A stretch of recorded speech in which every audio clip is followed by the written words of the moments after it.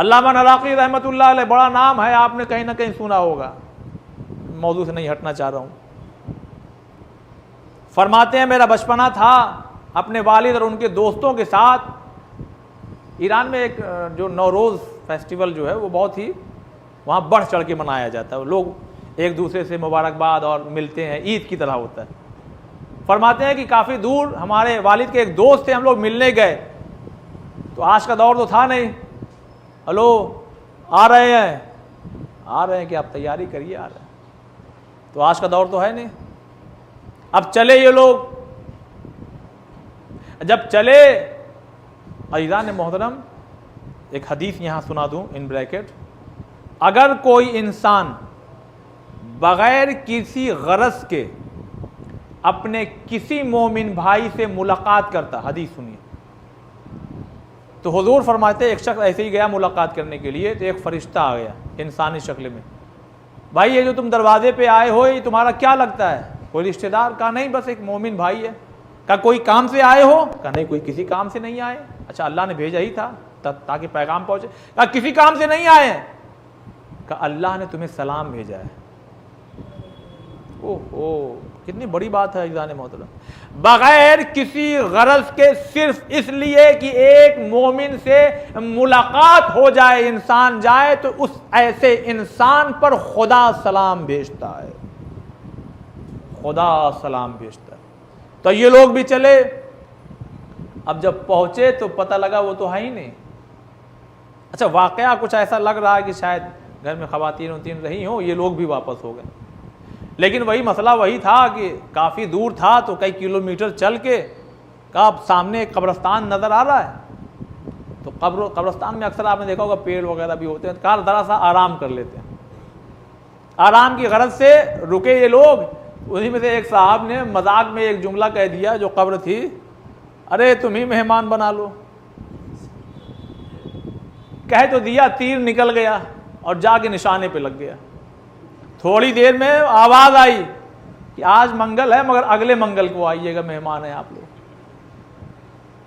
जो लिखा क्या जानते हैं, इन लोगों की हालत ख़राब, यकीन हो गया कि अगले मंगल तक हम लोग कहाँ पहुँच जाएंगे, लिहाजा वसीयत हो रही है, ये वाजिबात अदा करो, वो वाजिबात अदा करो, भाई माफ़ करना, तुम्हारा अगर कोई है, अरे सर कोई, आप जिससे मुलाकात हो रही है, लीजिए साहब मंगल आ गया, और सभी जो है माशाअल्लाह ठीक ठाक है। अब इन लोगों ने समझा कि यकीनन इसमें कोई ना कोई मसलहत है, लिहाजा फिर आए वहीं चल के। आने के बाद हिम्मत की, बहरहाल हम आ गए, अपना वादा पूरा करो। अल्लाह ने इनकी निगाहों से बरज़खी पर्दा हटाया। अब जब पर्दा हटा तो देखा है खूबसूरत सा महल बाग, और उसकी कैफियत ये लिखी है कि नहरें बह रही। देखिए आप खाली सोच लीजिए, कुछ ऐसे मनाजिर हैं कि जिनको अगर ट्रेन में कभी जाइए या कभी ऐसी जगह पहुंच जाइए, खुदा की कसम दिल खुश हो जाता है कि अगर नहर बह रही हो, उस पर कोई दरख्त हो जिसकी शाखें झुकी हो और परिंदे चहचहा रहे हो, खाली सोचिए तो माइंड फ्रेश हो जाता है, चेजाए कि अगर देख लिया जाए। इसीलिए कहा गया बहते हुए पानी को देखो आँख की रोशनी बढ़ेगी, ग्रीनरी हरी चीज़ों को देखो तो आँख की रोशनी बढ़ेगी। अज़ीज़ान मोहतरम, अब जब ये लोग तो चहचहा रहे हैं, बेहतरीन महल, एक खूबसूरत सा जवान, और उसके इर्द गिर्द नौकर चाकर लगे हुए। कहा हम नहीं बुलाया था, आइए आइए सलाम दुआ के बाद। कहा हम भाई पहचान नहीं रहे। कहा हम आपके ही मोहल्ले वाले हैं। अच्छा सवाल है कि नहीं, पहचान क्यों नहीं रहे जब मोहल्ले वाले हैं? इसलिए कि जब इंसान इस कैफियत में अच्छी जगह पहुंचता है तो क्या है, जन्नत में क्या जाएंगे, बूढ़े जाएंगे, सब जवान होकर के जाएंगे। तो बरज़ख भी क्या है, एक स्टेप है वहां तक पहुंचने का। लिहाजा कम है वो कसाब हूं, कसाई। अच्छा आप हैं? कहा हाँ मैं हूं। मेरी हालत तो देखिए। सवाल, आप इस हालत तक पहुंचे कैसे? ये ओहदा, ये मकाम, नौकर चाकर लगे हुए हैं, बगीचे हैं साहब, नहरें बह रही हैं, महल है, क्या आलीशान आपका। कहा दो चीज़ें। दो चीज़ें? कहा हाँ दो चीज़ें।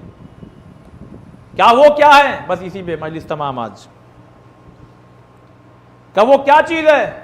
कहा एक चीज़ ये कि मैं जब भी गोश्त बेचता था तो कभी भी कम नहीं किया, अपनी ज़बान में कहें, किसी को टोपी नहीं पहनाया, किसी को धोखा नहीं दिया। मैंने जहाँ देखा, भाई 1 किलो दे दो या आधा किलो जो भी है, तो तराजू वो वाला था जो डंडी के साथ होता है। तो एक तरफ तो भटकरा था वजन और दूसरी तरफ गोश्त रखना था। वो इतनी तेज़ रखता था कि वो अपने आप ही, और जब तक वो हो तब तक उठा ले। मैंने कहा रुको पहले फिर से रखो। अब तो जब फिर से रखा तो फिर से बोटियाँ भी पड़ी, सलवात बर मोहम्मद वाले को।